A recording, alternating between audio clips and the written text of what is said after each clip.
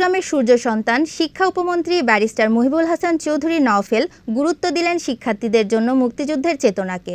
উন্নত ও স্বনির্ভর দেশ গঠনে শিক্ষার্থীদের মুক্তিযুদ্ধের চেতনায় গড়ে তুলতে হবে বলে মন্তব্য করেন তিনি। আন্তর্জাতিক মানবাধিকার সংস্থা ইউআরজিসি বাংলাদেশ চ্যাপ্টার আয়োজিত ১০ দিনব্যাপী মাদক বিরোধী ক্যাম্পেইন এবং সাহিত্য ও সাংস্কৃতিক প্রতিযোগিতার সমাপনী দিবসের অনুষ্ঠানে প্রধান অতিথির বক্তব্যে তিনি একথা বলেন। ৩৬ নম্বর ওয়ার্ড কাউন্সিলর হাজী জাহাঙ্গীর আলম চৌধুরীর সভাপতিত্বে অনুষ্ঠানে বিশেষ অতিথি ছিলেন বাংলাদেশ মেডিকেল অ্যাসোসিয়েশনের সহ-সভাপতি ডক্টর শেখ শফিউল আজম, আন্তর্জাতিক মানবাধিকার সংস্থার গ্লোবাল অ্যাম্বাসেডর মতিউর রহমান সৌরভ সহ আরও অনেকে। বন্য হাতির আক্রমণে মোমেনা খাতুন নামের এক বৃদ্ধা নিহত হয়েছেন। বুধবার 7:30টায় উপজেলার বটতলী গ্রামের পুরাতন গুচ্ছ গ্রামের ডক্টর ফরিদের বাড়িতে এ ঘটনা ঘটে। স্থানীয়রা জানান, সন্ধ্যায় পাহাড় থেকে একটি হাতি এসে গুচ্ছগ্রাম এলাকায় তাণ্ডব চালায়।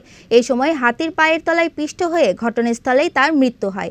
আনোয়ারা উপজেলা নির্বাহী কর্মকর্তা শেখ জুবায়ের আহমেদ জানান, বন্য হাতির বিচরণ নিয়ে বন বিভাগকে অবহিত করা হয়েছে। নিহত বৃদ্ধার পরিবারকে ১ লাখ টাকা ক্ষতিপূরণ দেওয়া হবে। মাসুদা খাতুন নামে এক বৃদ্ধার অস্বাভাবিক মৃত্যু ব্যাপক প্রতিক্রিয়া সৃষ্টি করেছে ফটিকছড়িতে।